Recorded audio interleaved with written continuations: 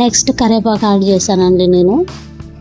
ఆ తర్వాత పసుపు అనేది మ్యాండేటరీ ఏం కాదండి, మీ ఇష్టం, బట్ నేను వేసుకుంటాను. అంత కలర్ఫుల్గా ఉంటేనే మా ఇంట్లో తినేది కష్టము.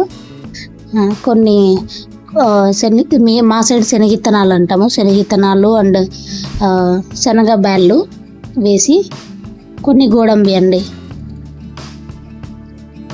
వేసుకొని కొంచెం ఫ్రై చేసుకోవాలండి.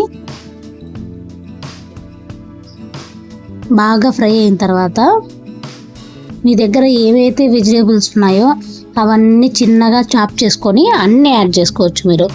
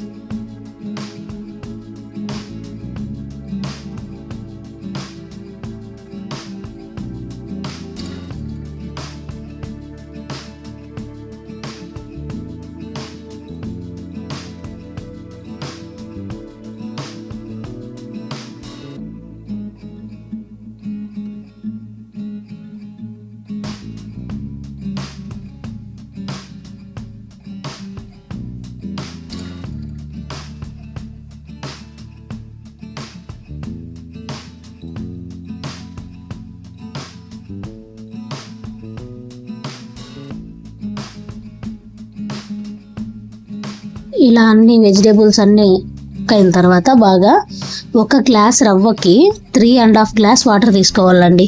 1 గ్లాస్ రవ్వకి 3.5 గ్లాస్ వాటర్ తీసుకోవాలి. లేదు మాకు ముద్దగా వద్దు, మాకు పొడి కావాలి అనే వాళ్ళైతే 2.5 3 ఈజ్ ఎనఫ్ అండి. సాల్ట్ ఇప్పుడే చెక్ చేసేసుకోండి. వాటర్లో మొత్తం వేసిన తర్వాత బాగా మరలేటప్పుడు సాల్ట్ చెక్ చేసుకోండి.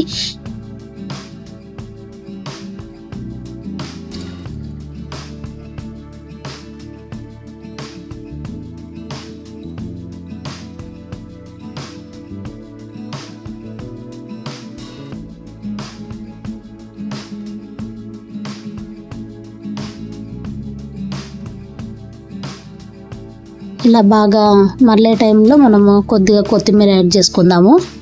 నేను బొంబాయి రవ్వ అంటారు కదండి, అది యూజ్ చేయను, నేను గోధుమ రవ్వ యూజ్ చేస్తాను. అందువల్ల 3.5 గ్లాస్ తీసుకోమని చెప్తున్నా మీకు.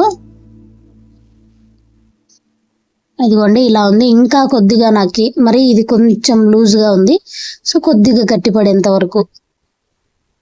ఇప్పుడు నేను ఇంట్లో నెయ్యి ప్రిపేర్ చేసుకున్నానండి. అది నేను ఖచ్చితంగా నెయ్యి యాడ్ చేస్తానండి. నెయ్యి యాడ్ చేయడం వల్ల కొంచెం ఎక్స్ట్రా టేస్ట్ వస్తుంది, తినవద్దు అవుతుంది మనకి ఉప్మా అనేది.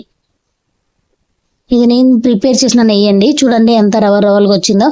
మీకు ఎవరికన్నా ఎలా నెయ్యి ప్రిపేర్ చేయాలి అని తెలుసుకోవాలనుకుంటే కమెంట్ చేయండి, నేను అప్లోడ్ చేస్తాను వీడియో.